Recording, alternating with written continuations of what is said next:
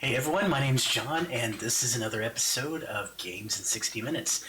This is the stream where I play randomly chosen games out of my backlog and I try them out for 60 minutes.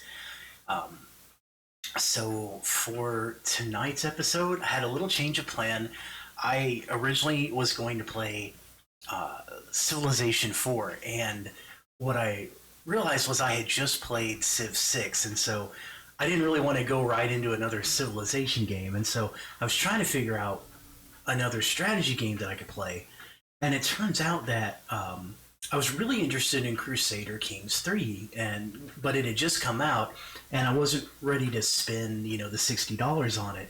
But in a cool little twist, it turns out that this is on the Microsoft Game Pass. So which I have, right? So it turns out that I can actually check this out as part of that, and I didn't have to spend anything for it. So I'm actually really excited to try this out, and I'm very curious to know if it's changed at all from the second one.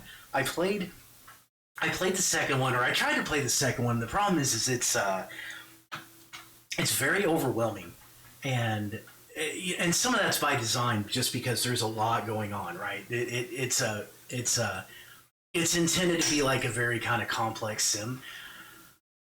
But the other problem is, I don't know if anybody out there has ever had this problem where you pick up a game, but you didn't get the game when it first came out. You picked up the game after like 10 expansions came out, and so you're starting to try to play it, and you don't just have like one game, but you've got like 10 expansions worth of content coming at you, and it's almost kind of overwhelming, right? So what's nice about this is just came out, right? So it's just the base game. I don't have 900 expansions to deal with, and my hope is that they've had the opportunity to kind of refine and revise and maybe make this a little bit easier to pick up. So now it's maybe a little boring to people. I'm just going to be going through the tutorial. I don't know how long it's going to last, but I'm just going to kind of go through that because this is a game that you really need to do that with, right? So, but hopefully it will be entertaining, even going through the tutorial and having my hands held a little bit.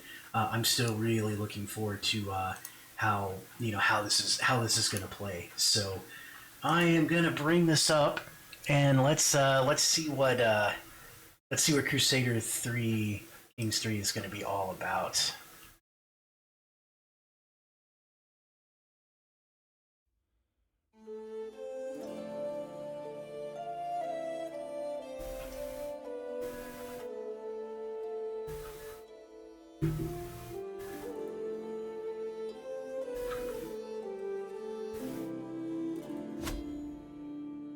Okay, so we're gonna do.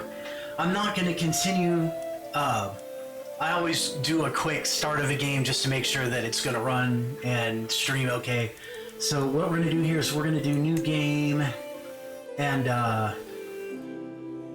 we're gonna go to play tutorial. Okay, so for the tutorial, it looks like it actually picks who you're gonna play as. So we're just gonna go ahead and head on in here.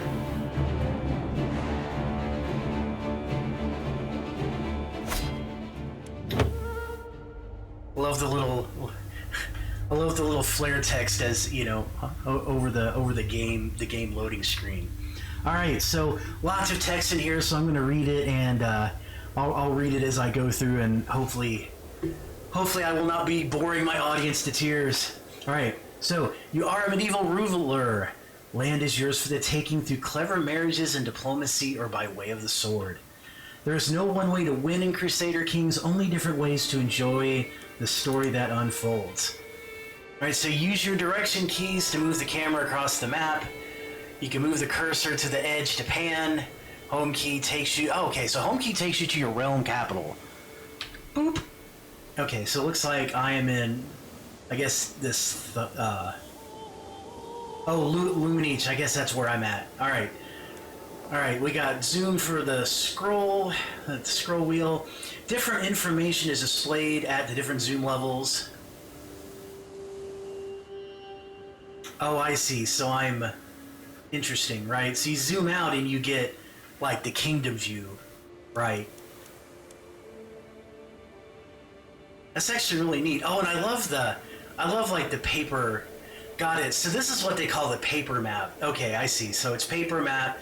You zoom in for the political map, and then you zoom in for the details map. Neat. Okay.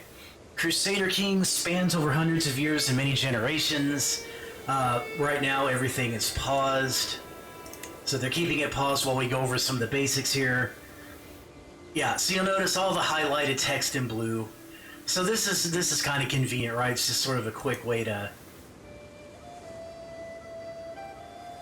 So you can highlight blue text, but you can't highlight blue text in a... Oh, I guess you can. You can highlight blue text in a... I think maybe there's a limit there to how far you can go. But anyway, but yeah, that's pretty neat. So, got that going. Alright, so now, let's see, let's talk about the game. Everything takes place on the map. The world consists of large and small pieces of land, each belonging to someone based on their titles. The icon representing your realm is set by your primary title, which is the most important and prestigious title you hold. Okay. Alright, so I guess according to this, my primary title is the Petty King Murshad Mac Donchad of Munster. That is quite a mouthful. If you click your character portrait, the borders of your realm capital will light up. Outside of that will be the borders of your entire realm. So Munster, so if I zoom out here, so Munster is my primary title, which is why your realm is named after it. You also hold the Earldom of Thomond as a separate title. So if I zoom in, then this is Thomond, so I'm an Earl of that. Okay. As a ruler, you can only hold so much land on your own. You will often have other rulers helping with the administration of the realm by holding land titles within your borders, making them your vassals. To find your own land, your domain, press the home key. I was doing this earlier. Once closer up, you can see the blue labels on the baronies that belong to you. Okay, so right now that's only lumen each. Okay. You are playing as one of the many characters in this world represented by character avatars. Okay.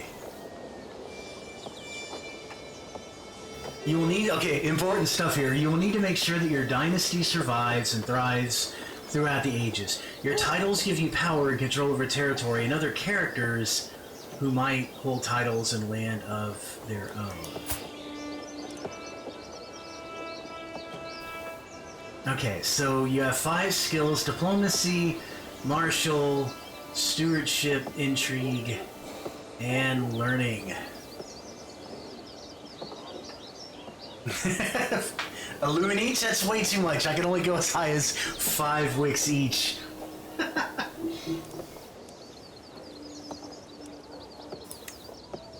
Characters also have traits which can affect skills, as well as how they react to things. Okay, so my traits. Let's see what my traits are here. So I've got temperate, wrathful, and impatient. Okay.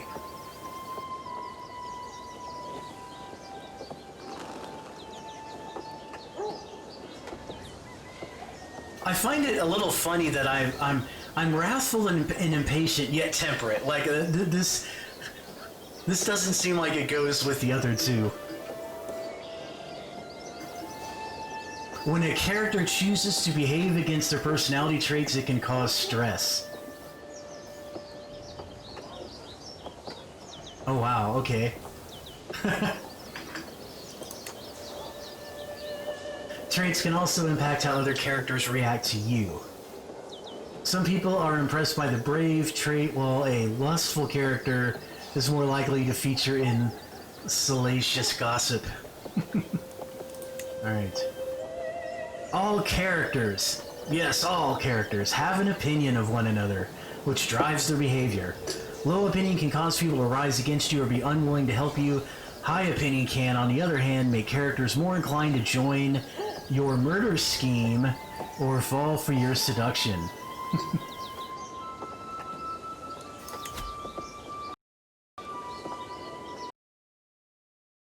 Ah, I crashed!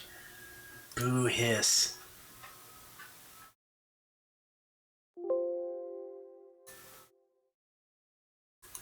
That's no good.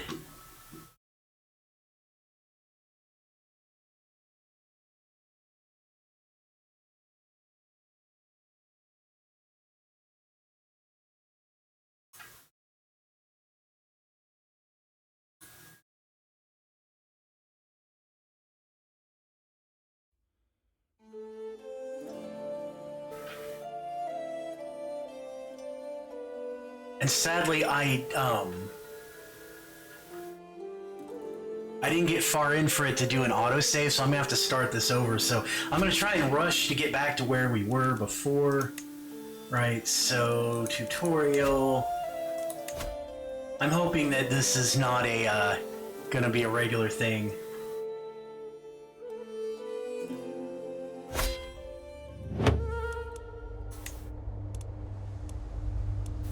Skip lesson.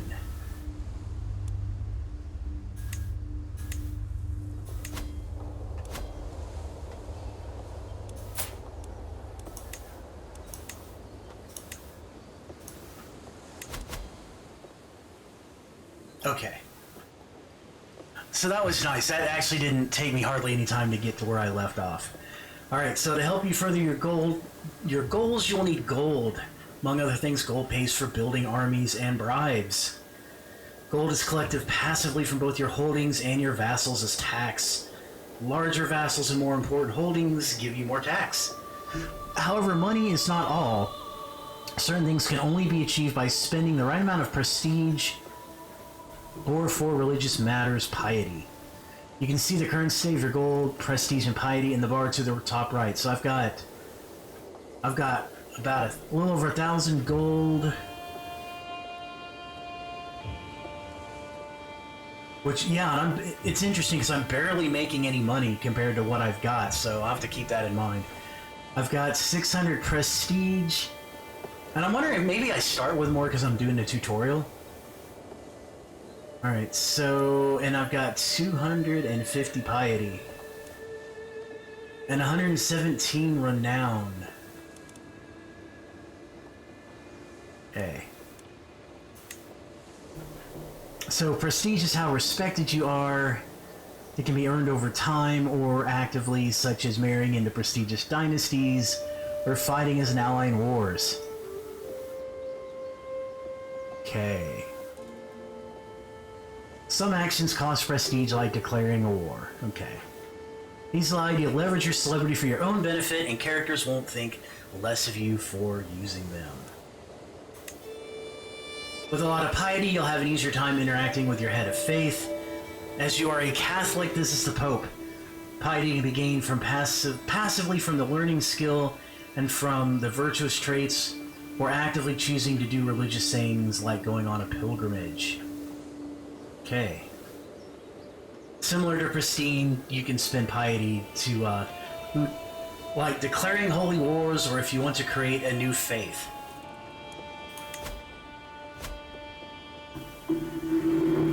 Alright, as well as your traits. You can pick, ooh, a lifestyle. Okay. There are 5 lifestyles, one for each skill. Lifestyles represent what you put the most effort into day to day, and each one has several focuses inside relating to it. Alright, so it wants me to click... Where's the lifestyle button? It's highlighting it, but I don't... Oh, here it is. It's over here. Okay.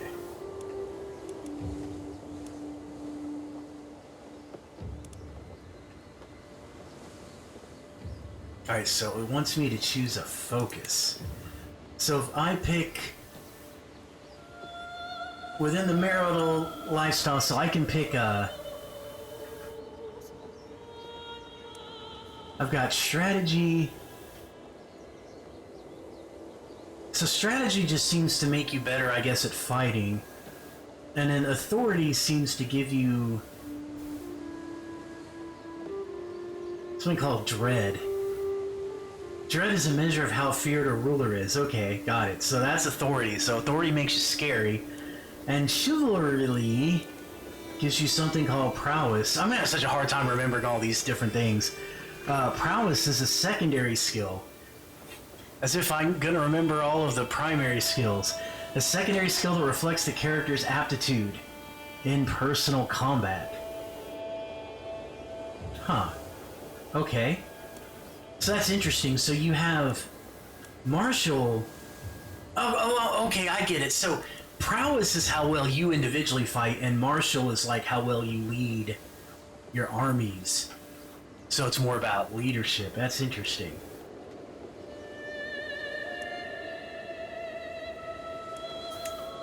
See, I think we'll do let's do chivalry. Chivalry.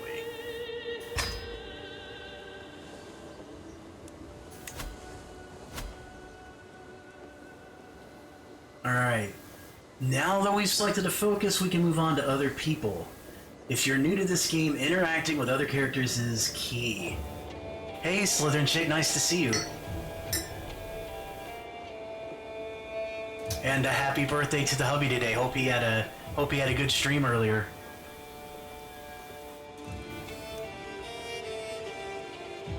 You can right-click on a character portrait, including your own, to get a list of potential interactions, such as arranging a marriage or initiating a scheme. This is also where you start wars, but let's try something else first. Okay, so it wants me to open my character view, and it wants me to open up my heir's character portrait to see the interactions available. So here's my heir. Alright, so I can arrange a marriage. I can find a spouse. Okay, what does it say? Oh, this wants me to send him a gift. Okay, so we're gonna send gift. All right. So I have some allowance here, Brian. What kind of name is this, Brian? Brian. Brian. It almost looks like it's saying Brian. Yeah, I probably do sound a little echoey. This is, when I moved into my new office, I've got these concrete floors, and so it kind of makes the room, it bounces around a little bit, and I'm still, it's interesting, because I was telling Tasha I sound a little echoey too, but she doesn't, I guess when she's watching me on the TV in the living room, it doesn't sound echoey on the TV, but when I listen to it in my headphones, I definitely hear the echoey stuff. So I'm gonna, I'm hoping like when I get a rug for the floor, that may cut down on some of the echo at that point. All right, so we're gonna send that gift, and he got 10 more opinion. All right, let's talk about your dynasty. As the game goes on, unless your character meets with an untimely accident or terrible disease, they will grow old and die. The story doesn't end there. It's only game over if you do not have an heir of your own dynasty. So this is kind of cool, right? I think that's one of the things I like about this game is and the second one too, right? Is you can keep going. It's like how to say it? You die and then you play as your heir, and so it's almost like it's kind of like, I guess, a roguelike almost a little bit, right? Where like you can kind of, continue on and it's not just game over. Although it could be if you don't have an heir, so I guess that's kind of like, that's definitely top, I imagine a lot of games like this probably go, I can imagine like you have an heir and you think everything's okay and suddenly you lose an heir and it's like, oh my god, suddenly it's like the top priority. I gotta make sure that I keep one. Okay, so as long as you have heirs, your legacy will live on. When your character dies, you start playing the heir. Depending on the type of succession your realm has, this is likely to be one of your children, perhaps one that you groomed. Your dynasty has its own coat of arms, which is currently highlighted and can be clicked for more information.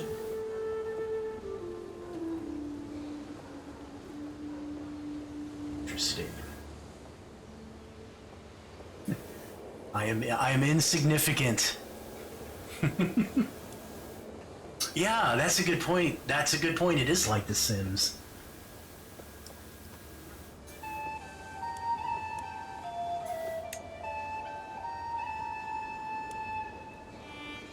Oh wow, look at this. You got like a whole family tree going on.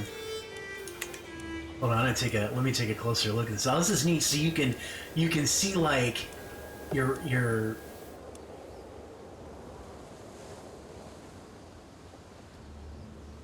that is pretty neat. So I guess this isn't quite like a family tree because it's showing you this is more like it's a dynasty tree, so it's not showing you your parents, it's showing you who you derived your dynasty from, and in turn who your heirs are. So yeah, that's pretty interesting. Oh, and little baby. This is me. All right, so moving on. It's almost exhaustively detailed, and on one hand it's kind of awesome, but on the other hand it's like I feel like it's very easy for it to become overwhelming. And I think the trick to this is that you just kind of have to like not, how to say it, go with the flow, right? Kind of go in with the whole attitude of, you know what, I may have a few short games and I may not do real well, and it's going to take me a while to kind of really learn the ins and outs. So I'm just going to try to have fun with this and not stress too much about how much I really know or don't know just yet. Okay, so I need to get out of this. All right, so we're going to get out of that. It wants me to open the realm view and take a look at the succession tab. All right, so my Confederate partition succession law indicates that all children inherit equally. I have a gender law with a male preference because, of course, we're way back in the day, and we didn't know better. Let's see what this does. So available gender laws: male only, male preference, equal, female preference, and female only. So, well, I'm already male preference, so what if I go to equal? Okay, so it looks like right now, based on the opposition, I probably can't make this change yet, but I'll have to, it's interesting, I'll have to look into that. I'll have to look into that in the future.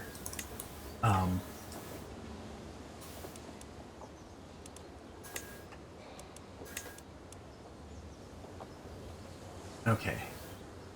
As a member of a dynasty, you also have renown. Renown goes up whenever anyone in your dynasty gets prestige, and reflects how infamous your family is. So, making significant strides in your renown will echo down the generations for your descendants. Which is interesting, because yeah, it sounds like then you're playing this game for, you're probably going to go through many people, it sounds like. Because I guess you're probably playing this for hundreds of years. I don't actually know like if there's a time limit. I imagine this game is not going to go into like the modern times. I'm sure it ends at some point. I'm just not sure when. All right, so moving on. Oh, marriage. For unmarried characters in your domain, you can set up marriages by right-clicking on the character and choosing Find Spouse or Arranged Marriage. So in this case, I'm going to go to Find Spouse. And look at this.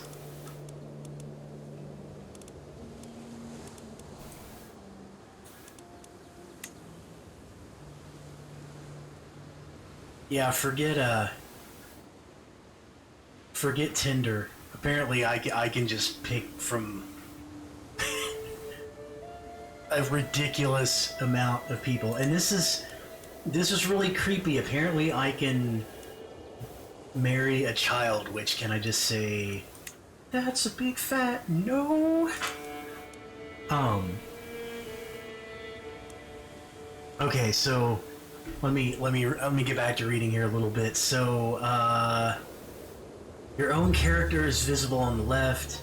Because this marriage needs your approval, whoever is the liege of the other spouse will appear on the right side, as the union will need their approval as well. Okay. Yeah, so if you look, right, so here in the middle, right, there's a list of, like, all the people that you can marry. Actually, I'm going to move this over to the side real quick, so I'm not covering it up. But you've got this whole list of people, right? And the little heart icon, I believe, is their age, right? And so if you look, right, so there's people like in their 20s and their 30s, but if you go all the way down here to the bottom, right, you've got, like, newborns. I'm like, what? You know, I'm like, literal cradle robbing years. I guess that's just, you know, I guess that's how it was done.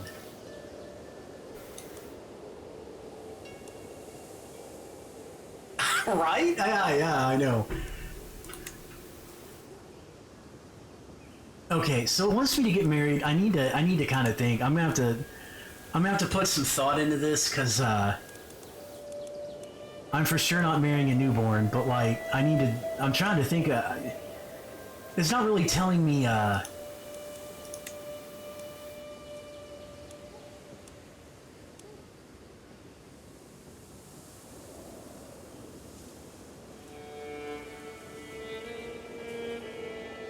So this might be this here might be a good fit for me, because I am also Catholic Irish, and it's you, Sasha, right? Actually, that, you know, now that would be funny if there was a like a Natasha or a Tasha character in here somewhere. That would actually be pretty funny. There's a Tetha.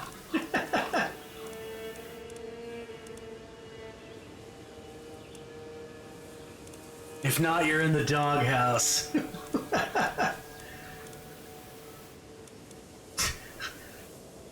I can marry Ermagerd. I'm sorry, Ermengarde, not Ermagerd. a wandering gambler. No, that's a wandering gambler. Yeah, that sounds spicy.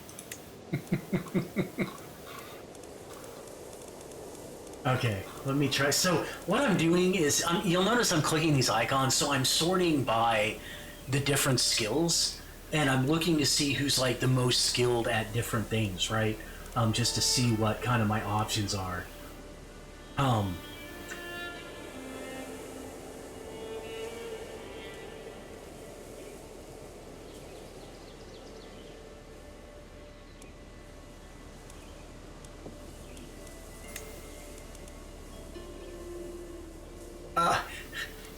Now that's hilarious. My, here's Ermengerd. Is this the same Ermengerd? I thought she was the wandering gambler. Maybe that was somebody else. This one is a courtier of Count Renaud, rapacious adventure. And she has the highest intrigue skill. All right, and then we got learning. So if I wanna marry somebody smart, got daughter of Count Renaud, vindictive adventure. Will act against you and others according to her personality. Okay.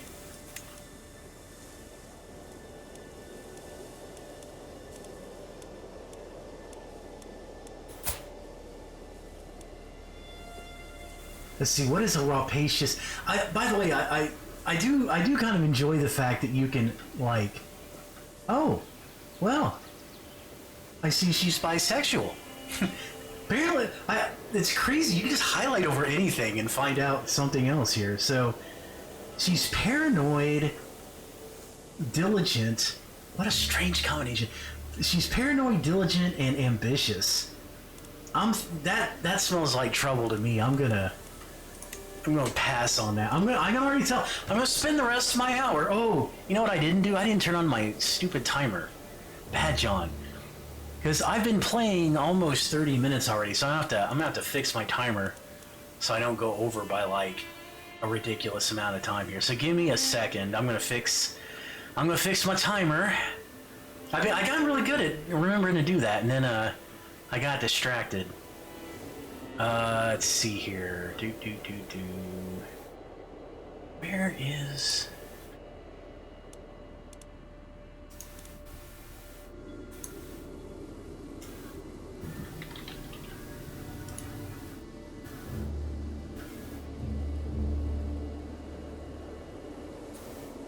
Remember, behind every great king is his crazy wife.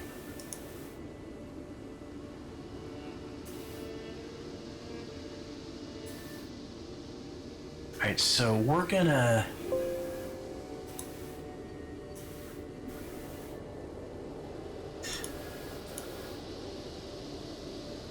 I'm gonna fix my timer here.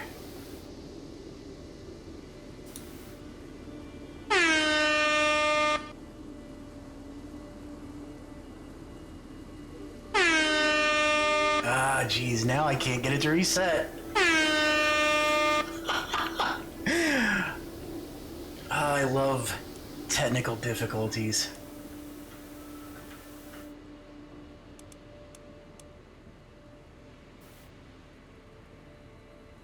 Ah, okay. Alright, I'm gonna have to not do it with the timer this time. I will just keep an eye on it. Otherwise I'm gonna waste the rest of my stream playing around with it. So... Back to... Okay, so anyway, so... I'm still gotta figure out who I'm gonna marry. And, Alright, so Berenger, she is ambitious, vengeful, and brave.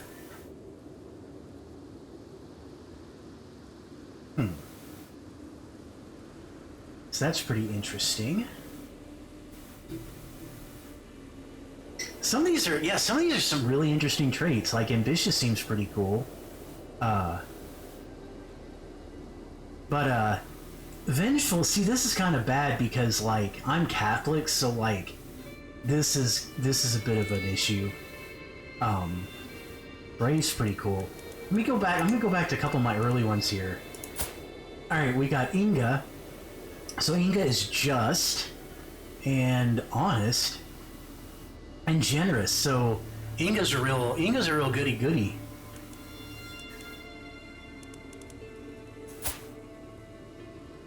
And Debbie Lane, oh, so Debbie Lane is lustful and stubborn. Lustful and stubborn. This is shaping up to be an interesting combination. Ooh, and wrathful. Lustful, stubborn, and wrathful. That sounds like quite a cocktail of traits to have. A fearless... Sorry, I just missed this. Fearless maniac.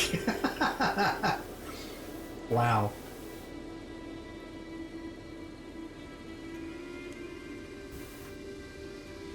Hey, 2 out of the 7 deadlies, right? Okay, you know what? Let's make this fun. We're gonna send a proposal.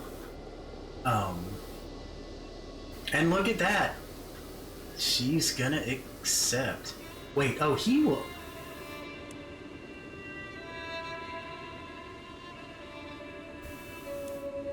Oh, the Duke will accept. Okay. I got confused there for a moment. I was like, wait. I am marrying a girl, right? Her name's Debbie. But no, when it says will accept, it's referring to Duke Girth. Girthy Duke. Alright, so.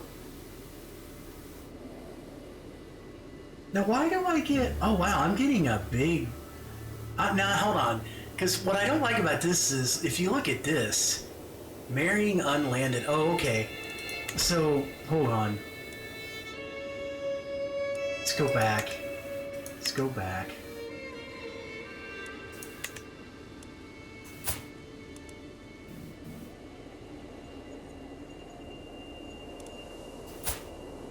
Fine spouse. I gotta bring this back up. I don't mean for this to take quite so long, but I wanna... I'm trying to make a good choice here. Now this is... Wow.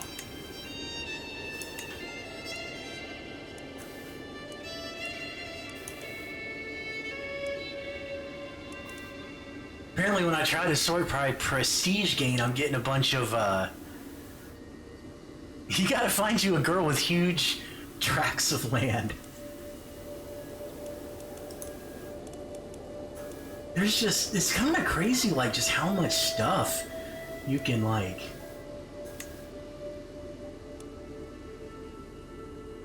Treacherous villain.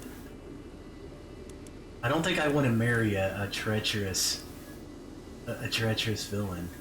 Oh my goodness. You know, I feel like I'm playing a role-playing game where you're stuck on the character creation process. That's what I... Sum of all skills. Now that's an interesting... This is a very... I like this one.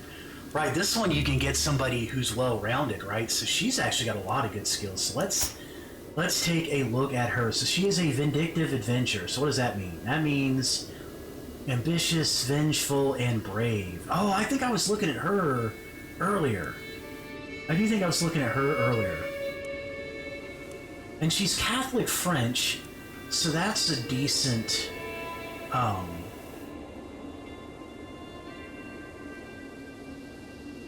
Although, now the vengeful's a bit of a minus, but, the rest of it, yeah, this might actually be a good... Let's see if we can... Wait, no. Not from there. Okay, here. Now notice here, this is actually really interesting, right? So in this case, I'm getting... It looks like in this case, it's a much better... So the Count's marrying up. He wants an alliance. So in this case, like, this guy's, like, really for the marriage, right? Now, again, I'm losing out on a little...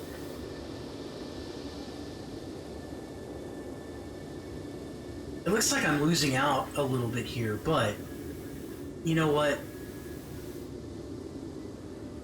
Okay, probably, I guess what you could say is I'm quote-unquote marrying down a little bit, but I'm gonna do it anyway.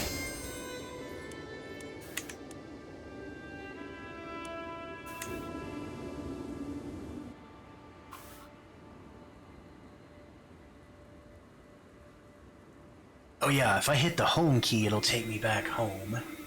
Here we go. Okay, for this tutorial that we recommend you use find spouse for your son as well.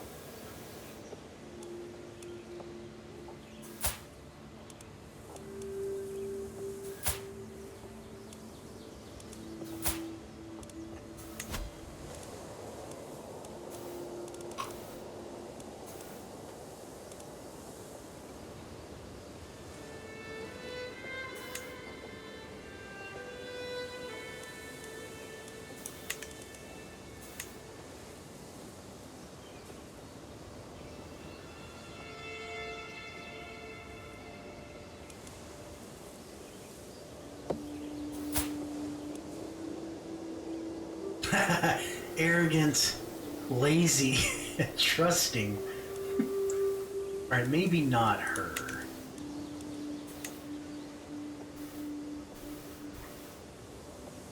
Alright, this looks like another possible. Oh, evil adventurer. Callous, brave, and impatient. Alright, maybe not the evil adventurer.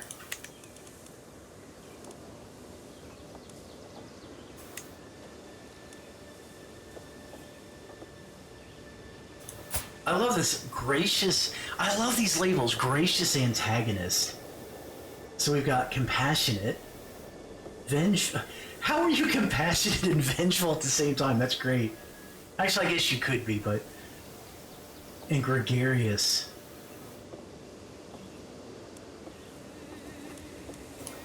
I'm gonna check out a couple more here before I decide.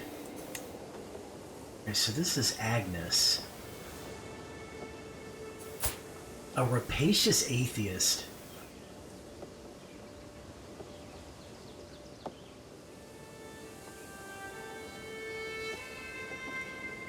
I'm gonna steer away from the atheist because I have a feeling that's gonna cause me problems. Knowing how people think back in the day. Yeah, compassionate until your patience runs out. Now that makes a lot of sense. Okay, so she is French Catholic, lustful, generous, and arbitrary. Constance does her own thing and has little regard for others.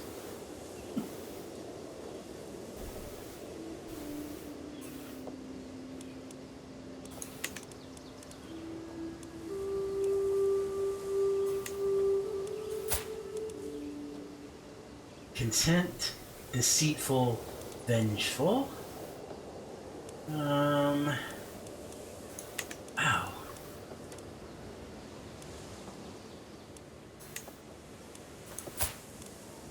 Forgiving, craven. Right.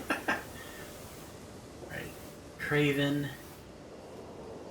Does not enjoy being challenged or scared at all. And then you got trusting and fickle. Oof.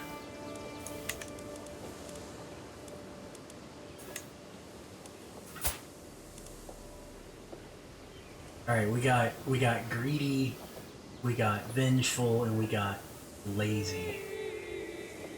Nope.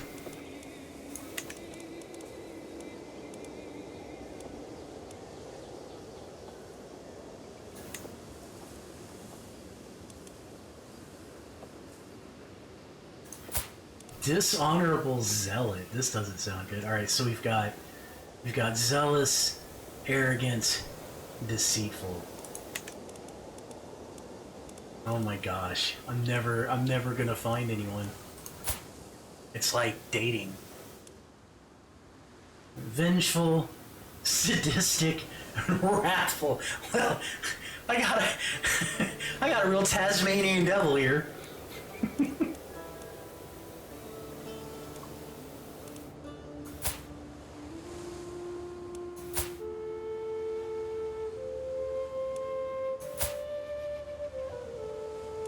A magnanimous, so we got arbitrary, forgiving, and craven.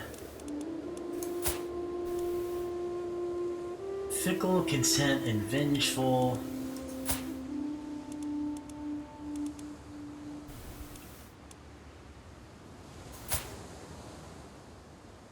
Arrogant, patient, and trusting. And Catholic.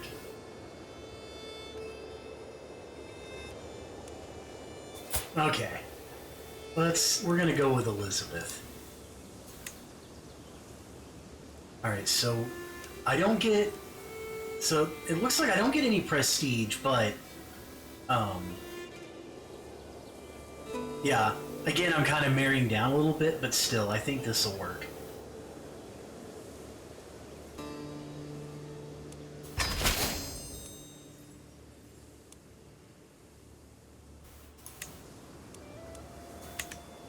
Wow, so that was a lot to take in.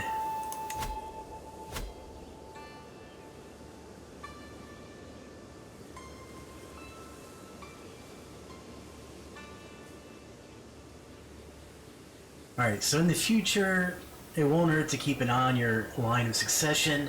Depending on their succession laws, you might end up inheriting titles from your relatives. Not everyone in your dynasty will be landowners, but every plot of land on the map has an owner. Sometimes that owner is you, and sometimes it's your vassals. Alright. Most titles are structured in a pyramid-like fashion. So, county, duchy, kingdom, and empire. Okay. So I think I am a king right now, so I'm at the kingdom level. Every county is part of a duchy, every duchy is part of a kingdom, every kingdom is part of an empire.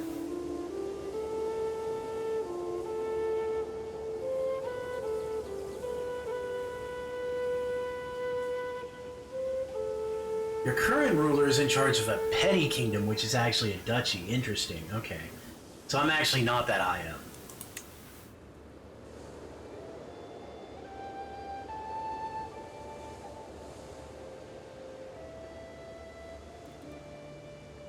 Oh, interesting. We say technically because as Crusader Kings lets you play with history, there's no way to guarantee that a king is actually in charge of all the titles that his kingdom is supposed to contain with its borders. We call this title hierarchy de jure, and if the structure has been broken, it's often possible to declare war over such territories. If you switch to the Duchy Titles map mode, you can see that as the ruler of the Duchy Munster, the County of Desmond should legally be part of your realm.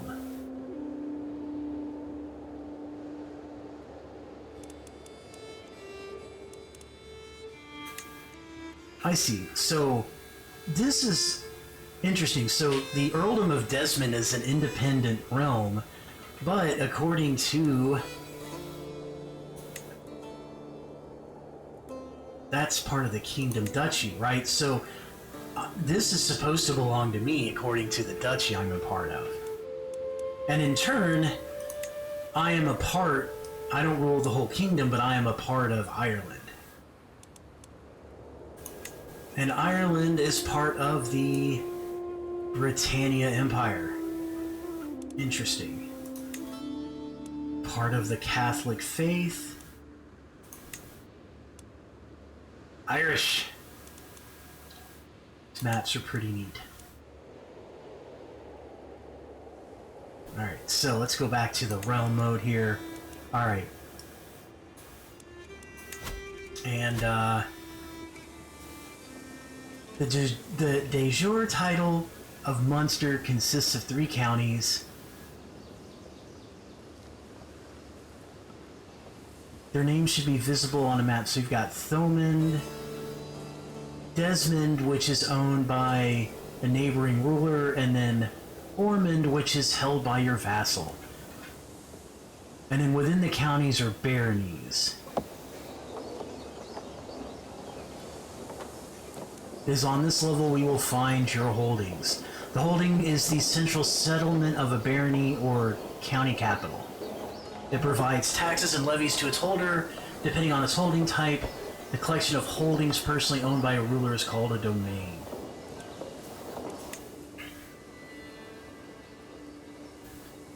Okay, so Luminich is my capital holding. It's not very important what you build right now, but we suggest you start by upgrading the bastions and the curtain walls. Alright?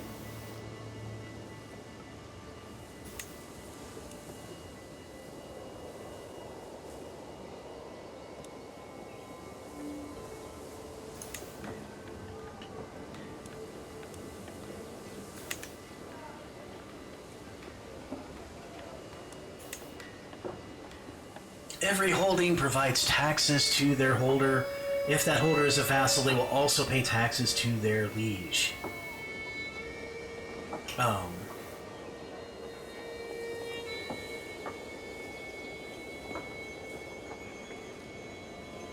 Got it. So I guess it's you're basically getting taxed up the chain. I'm not actually clear on who I'm reporting to, but I'm sure I report to somebody.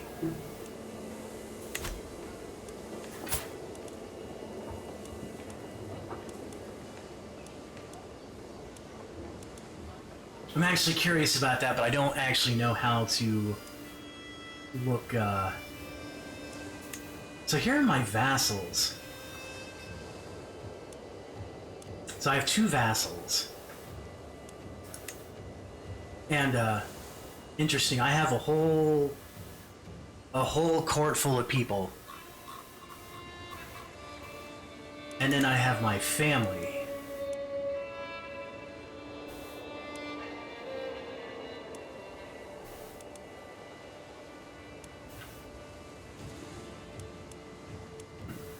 Alright. Anyway, so back to the reading here. So taxes provide your gold, and obligation can affect how high or low the taxes are. Alright, so we're going to open up the realm view, and it wants us to have a look at our vassals. The top of the list is the ruler of Ormond, whose land you can see on the map. Yeah, so that's right here next to me. This is an earldom, a county tier title inside your realm. Right, and you can see that this guy doesn't exactly have the best opinion of me, whereas Mayor Dolgus of Innis likes me a little bit more. And so Innis, so Innis is up here.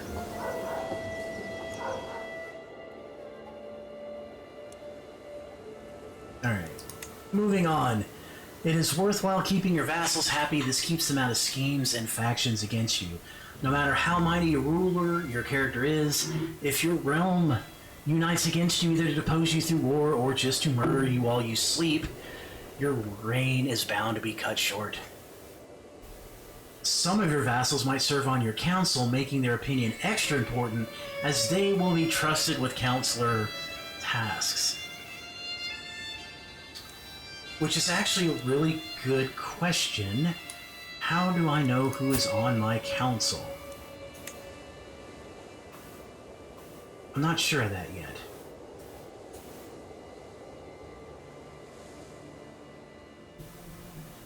But I suspect... Oh! That would be the council button over here. Right, so... I'm looking to see if I have... Okay, so the Duchess is who I just married. I have a bishop, a chancellor, a steward... And the steward is the mayor of Innis, right? This is the guy I said liked me, so that's good. And I also have Bebin, Brienne, my spy master. And my aunt. Your aunt and spy master, Godless Adventure. And then finally I've got my marshal.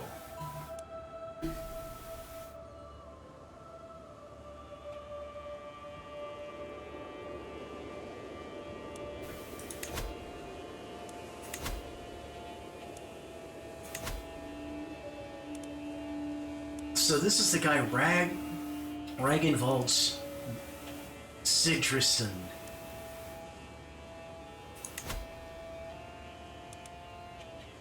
Yeah, this guy. So he's my chancellor, right? So the whole reason I was trying to look this up is because I wanted to see if I had any of my council that doesn't like me, and it turns out this guy doesn't like me. So we are going to...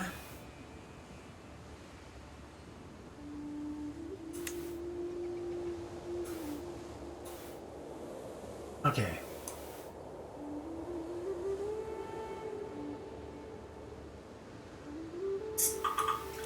So it looks like I have a 74% chance of doing a scheme. Now the other thing I can do is if I go in and I send him a gift. Let's look at this.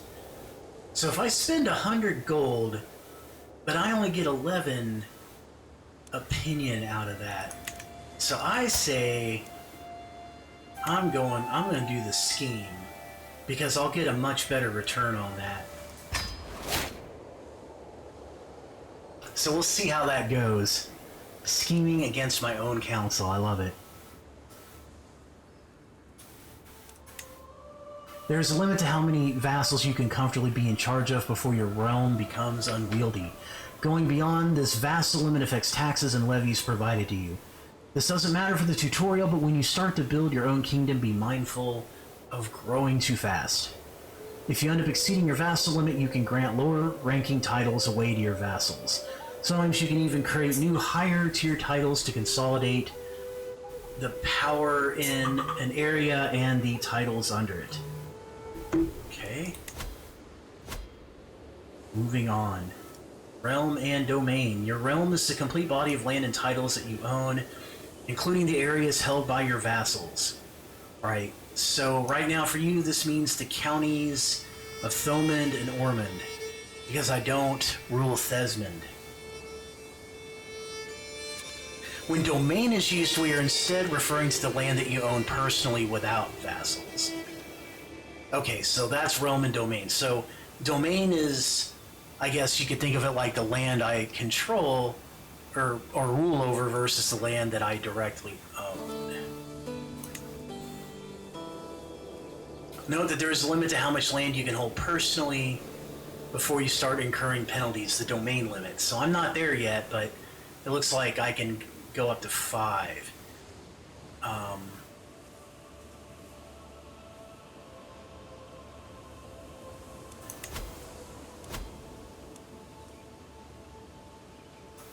Alright, back to the council view. You can change the counselor's task by clicking on the button near their portrait in the council view. Being a counselor is a prestigious position. Powerful vassals will expect to be chosen for it and will be unhappy if left out.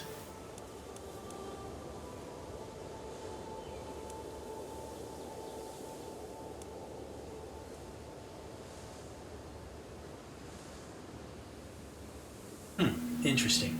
So you can have them do different tasks, but it may have unwanted side effects. Interesting, okay.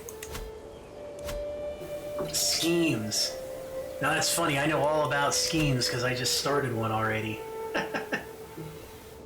They can have hostile goals like murder or abduction of your target, or be more wholesome, such as the befriend scheme. That's funny. A good time to use a scheme might be when you find the line of succession not being as clear-cut as you like.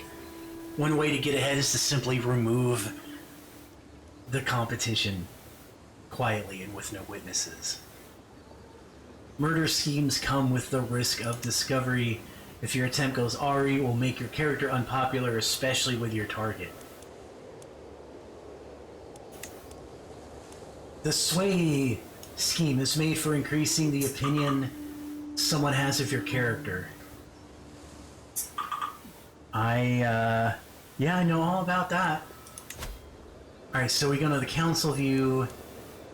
This wants us to... Okay, so the tutorial wants me to sway my bishop. Alright, so I guess I'm gonna have 2 schemes going on at once. And hopefully this doesn't... I'm hoping that having 2 going at the same time doesn't make them both less likely to succeed. Alright, back to the intrigue view, look at the schemes.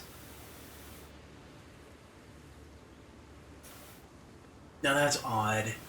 I don't see my other scheme anymore. I wonder if it... Huh. I wonder if it nuked my other...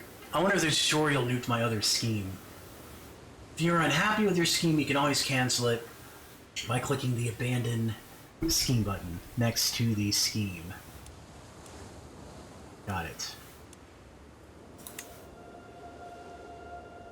Sometimes schemes can give rise to secrets. If you catch someone trying to commit murder, it's probably in their best interest to make sure you keep it quiet. You can also blackmail them to gain a hook. Hooks represent a favor you can call in with a character, encouraging or forcing them to do your bidding. As you play, you will find many different ways to gain and use hooks. When you start playing, experiment with it. Now let's pretend you have managed to get a hook on one of your vassals, okay? Hooks and secrets. Oh, now look at this. Now I have a hook on this guy that doesn't like me. Let's see, so... Oh, this weak hook can be used for a number of things. One is to increase the obligations set by the feudal contract you have. To access the menu for changing your feudal contract, go to your vassal list, or right-click his portrait, and choose Modify Feudal Contract. You may notice that some interactions are not immediately visible. This is because when you have many interactions available, the character interaction menu only displays the most common ones. To display missing interaction, click the More button in each category. Okay, so it looks like right now it wants me to... Oh. Okay, well I guess I clicked I understand, so I guess it just went on without actually making me have to do that. That's fine. War never changes. There are a lot of concepts to cover, but for now, let's touch briefly on some of them. So the most important things in any war are the battles, which are fought by armies. Most of your soldiers will come from levies, but you can expand your army by employing men at arms. Okay. If things get tough, you can also hire mercenaries if you have the gold.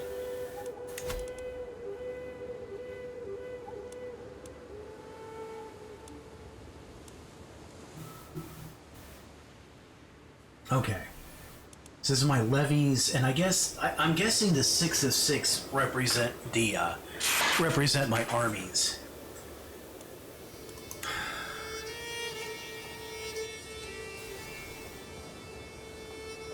When a war starts, you'll be able to raise your armies from the screen using the Resolve button. When the war is over, you will have to disband them before you can start another war. Okay. To start a war, you'll need a legitimate reason, a casus belli, against another ruler. There are various ways to obtain a casus belli. You might have de jure titles that will make you the rightful liege of your target, which is the case here. You might inherit claims, or you could pursue holy wars against nearby infidels. Although these are the most common, there are dozens of different types for you to discover and use as you play. The easiest and most straightforward way to acquire claims is to use Fabricate Claim on County. And I saw this earlier, right, when I was looking through my... when I was looking through my council, this was an option that I believe my... Yeah. So this is an option that I can make my bishop do for me. Right, so... But there's definitely some side effects to that. This is something your court chaplain sees to through one of his counselor tasks, right? So that is... Apparently my bishop is my counselor. Interesting, so you cannot fire... This is, I didn't see this before, so you cannot fire your counselor. Catholicism does not have revocable clerical appointment. Without such a doctrine, there is always a court chaplain or a realm priest. Cannot assign a new counselor. Without one of these doctrines, clerical appointments are for life. This guy's like my Supreme Court. Alright, almost there. Soon we will let you unpause the game. There are just a few things to go over first. It is important to know that there are 5 different speeds available to play. Secondly, for certain important events, the game will auto-pause. To start the ticking of time, unpause the game. Spacebar, click the play button.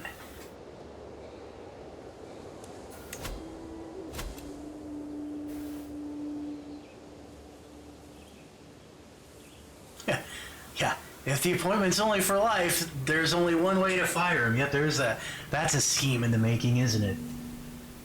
Alright, so now it wants me to declare war on Desmond so I can get my rightful claim. My rightful liege. Alright, so the character interaction system.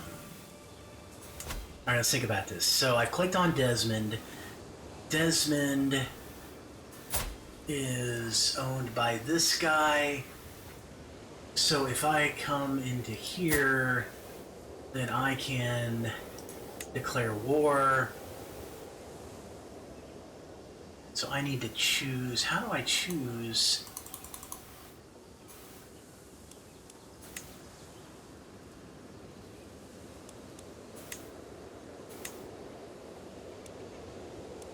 Okay, so I've clicked the... Okay, I guess selecting this is selecting my Cassius Belli. Okay. Or Casus Belli, sorry. So I'm going to seize this, and my objective is I want to enforce demands. And if I enforce demands, then I get the contested county. And their military strength is vastly inferior. That's always nice to see.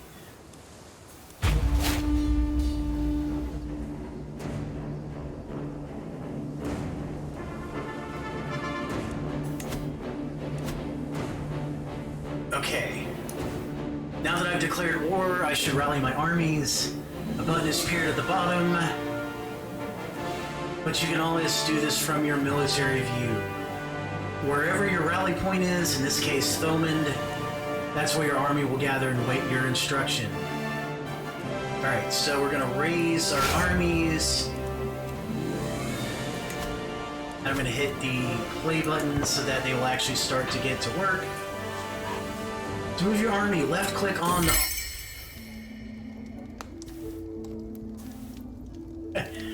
We paused this war to bring you this wedding celebration.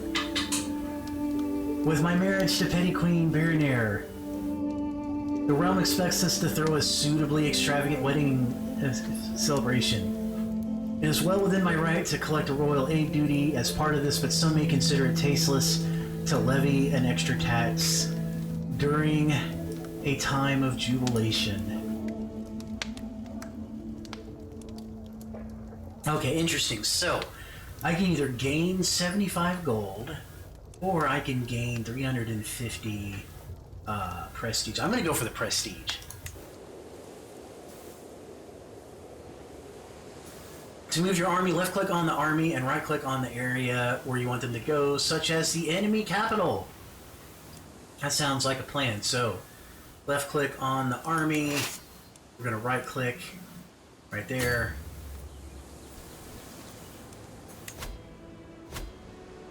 Now that your army is moving, it is probably heading into battle with enemy forces.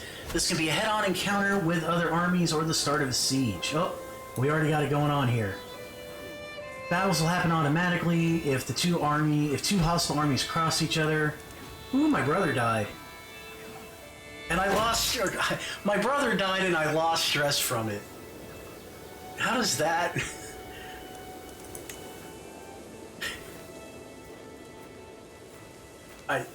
Wow, I guess I didn't like my brother much. Half-brother? Okay. Enemy combatants captured, so I got Sogan the Knight. After winning the Battle of Desmond. Alright, let's pause this real quick, because there's stuff going on I'm not quite ready to deal with yet here. Let's see. Alright, so...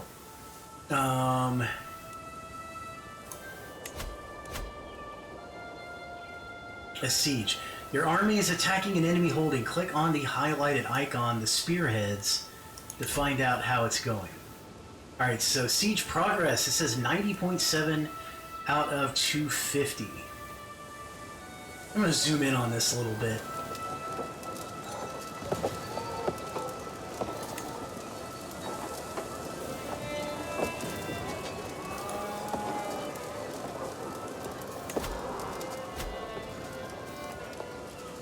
Alright, so I'm going to unpause this, and we're going to let this keep going here. So as you can see, I'm definitely making progress on the siege. So, war score. So this is my war score. And so once I get this to 100, then I can force them... I can basically force them to accept my peace offering. Which is basically a fancy way of saying you win. You get to minus 100, they can force me to accept whatever offer they want.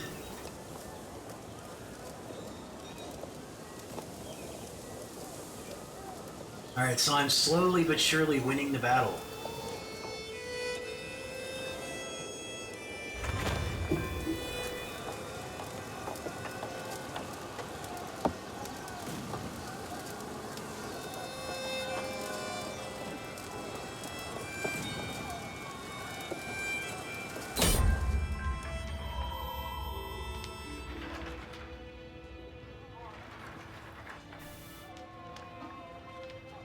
Camp dispute. After my army sets up camp, I hear a commotion from the knight's lodgings. Investigating the disturbance, I find Conchobar, my nephew and knight, and Taj, my knight, the dishonorable atheist. In the middle of a heated argument, while several onlookers edge them on.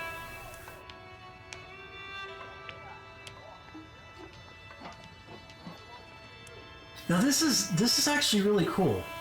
I like that you get whatever choice you make, you get a highlight, right? You know exactly what the consequence of this is, right? So here,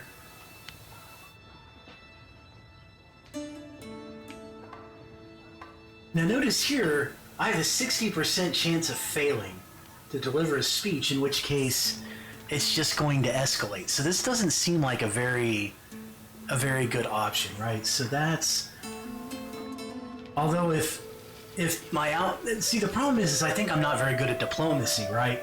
So I don't have all that good of a likely outcome. And this is just going to make everything escalate, which makes it sound like that's just going to be this. So here, if I whip them for my delinquency, then what's going to happen is, oh, would you stay? Why won't you stay? Okay. I thought I could move the mouse. It's weird. Like sometimes you can move the mouse and it'll stay. Like I was highlighting over this a minute ago. It's really weird. I don't always understand how that works. It seems kind of arbitrary.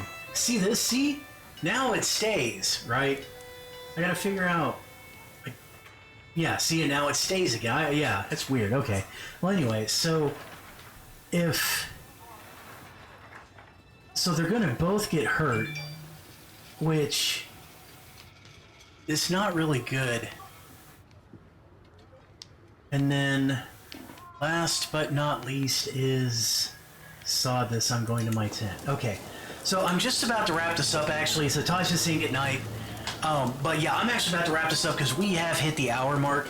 So all I'm gonna do is I'm just gonna finish this war real quick and let us...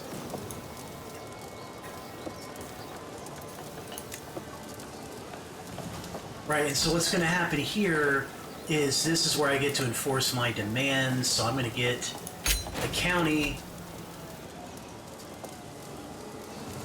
Right, so now you now experience what it's like to make it through an essential part of the game. From now on, we will stop the tutorial lessons appearing. So yeah, so basically this right here is the end of the tutorial. So I think this is a perfect place to go. I'm gonna go ahead and save this because I definitely want to pick back up on this.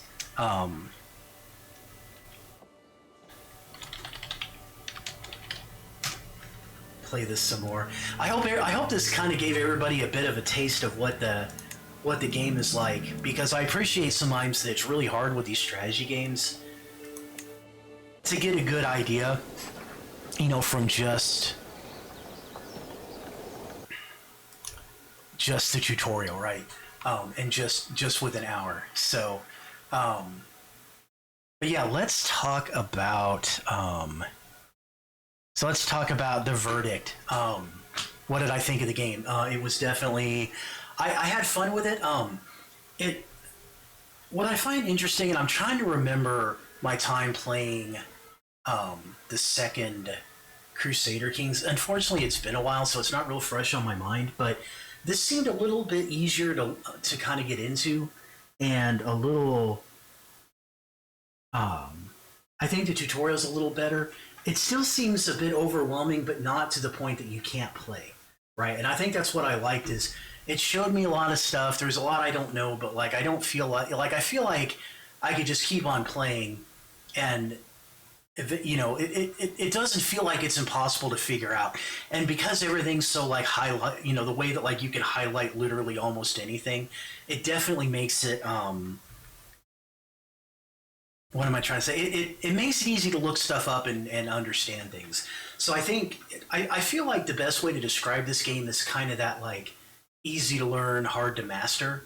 It's not necessarily hard to play, but that doesn't mean you're playing it quite the right way. But like, I mean, you can just dink, you know, it's like Think of it like a simulator. You're dinking around and you're doing things, and it's like, well, maybe they're disastrous, maybe they're not. It's kind of like The Sims in that way, kind of like what Slytherin Chick was saying earlier, right? So I think, but yeah, I think this definitely gets the thumbs up. I don't know that, again, I would recommend this. I highly recommend this if you have the Game Pass. $5 a month from Microsoft. You can check this out as part of that. So definitely, I would say it's worth taking a look at that. Is it worth $60 to own? I think I'll have to play that more before I really come to that decision.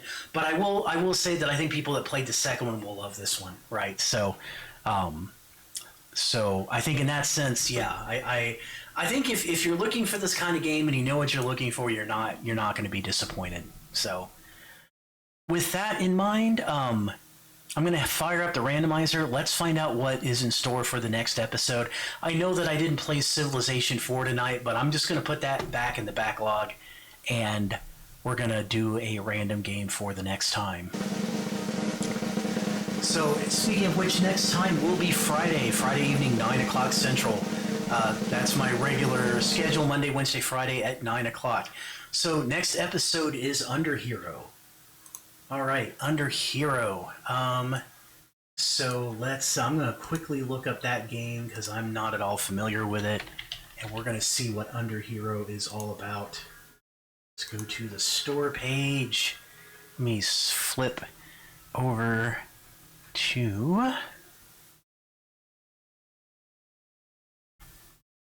So Under Hero is an RPG platformer where the chosen hero has failed and an underling of the evil king takes his place as the new hero. Use timing-based combat to defeat enemies as you venture across the land, face off against quirky bosses, and save the kingdom from your own evil boss, Mr. Stitches. So, this looks like kind of a cute little role-playing platformer. I like it. And it seems to have pretty, not a lot of reviews, but most of them look good. So yeah, it looks like this definitely has the prospect to be a fun one. So yeah, stay tuned. Friday night. Hope to see you all then. Looking forward to checking out Under Hero. So as always, you can subscribe to me on Twitch or Twitter and get notifications on when I go live. And just remember my regular schedule, Monday, Wednesday, Friday nights, 9 p.m. Central. So on that note, we're going to wrap up for tonight. Thank you so much for joining. As always, I always appreciate your company, and I hope to see you next time.